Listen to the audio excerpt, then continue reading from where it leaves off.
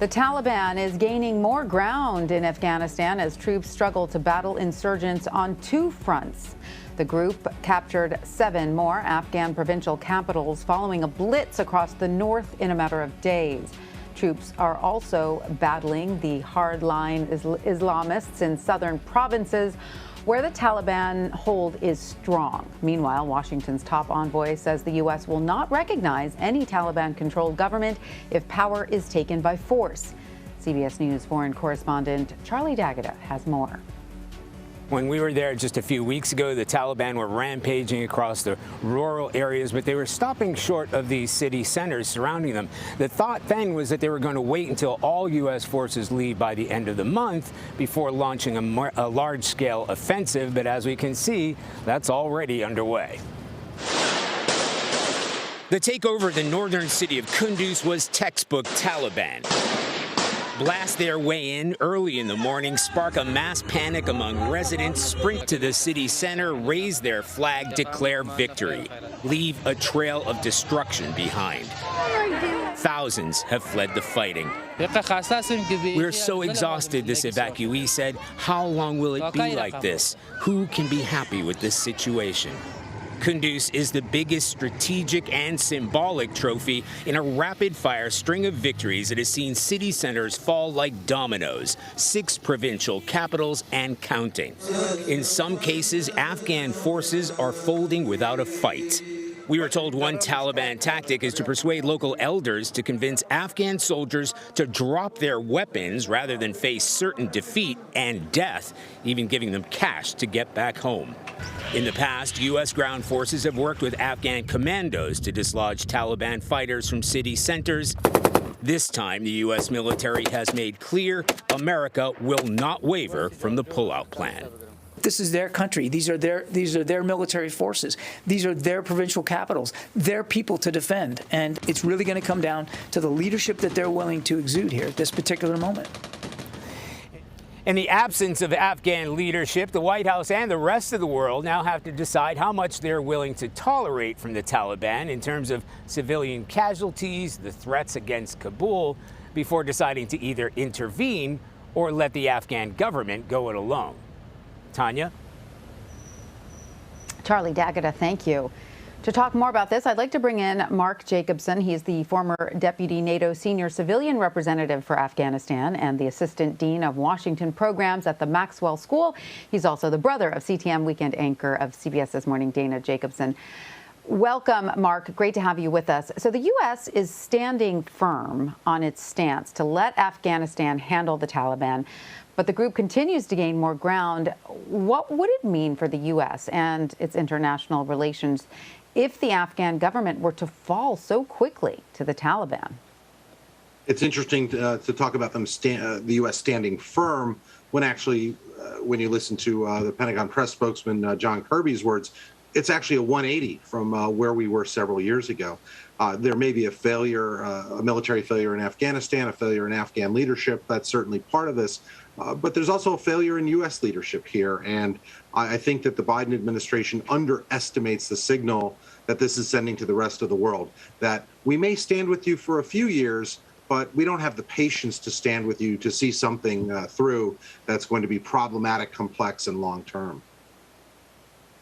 And also, I mean, aside from the civilian deaths and the tragic outcome for the people of Afghanistan, there's the trillions of dollars that the U.S. spent, in Afghanistan. What is there to show for it at this point? What kind of pressure is the Biden administration getting then to step in now and help Afghan troops? What do you think the tipping point will be, if there will be one, for the U.S. to take action? I'm pessimistic. I don't think the U.S. is going to take action. I think the president has now locked himself into a position. It was a very abrupt decision. If I've spoken to senior administration officials who have been clear that they were not in the loop when it came to the decision to withdraw from Afghanistan completely, and therefore there was no time to plan. So in other words, This is why there are Afghan interpreters and their families who are unable to make it to the United States despite the special immigrant visa program. And in fact, even Congress has taken notice of the failure to plan for that.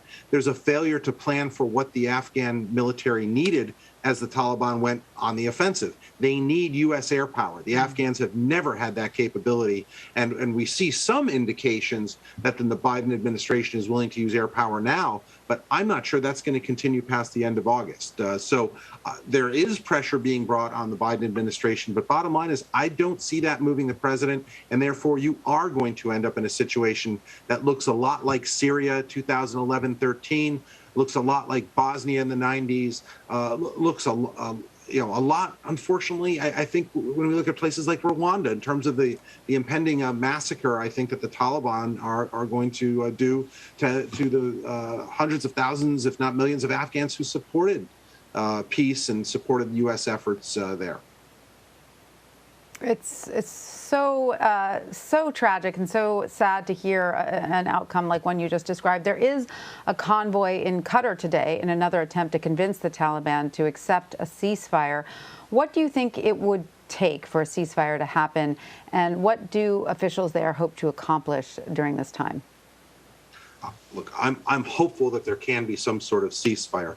I don't see any incentive at this point for the Taliban to engage in a ceasefire. What I think it would take is a public announcement by the administration that while the U.S. remains committed to a withdrawal of its military forces on the ground, that American air power will be deployed in support of the Afghan National Security Forces, and this will continue until the Taliban come to the table and agree to a political settlement with the Afghan government.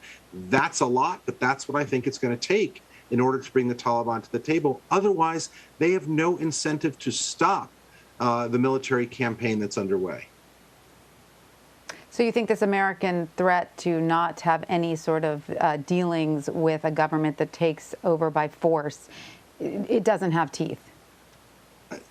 Not only doesn't it have teeth, the Taliban don't care. They don't care about that international legitimacy more than they care about establishing power. This is one of those cases where we're guilty of a bit of mirror imaging, trying to think that the Taliban look at the world the way we do. They don't. They're very focused on this prize of simply toppling the current government, and then they'll worry about everything later on. And it's not a bad strategy, and it's frankly a somewhat sophisticated way of looking at the fact that the international community is unlikely to stay united against the Taliban if they are able to take control of the Afghan government. After all, whether it's Turkey, Kazakhstan, Uzbekistan, the Chinese, the Russians, there are interests in Afghanistan that differ from U.S. interests. And there are a lot of countries, especially Pakistan, that stand to gain if the Taliban are able to topple the elected government in Afghanistan. Mark Jacobson, thank you so much for joining us and sharing your insight. We appreciate it.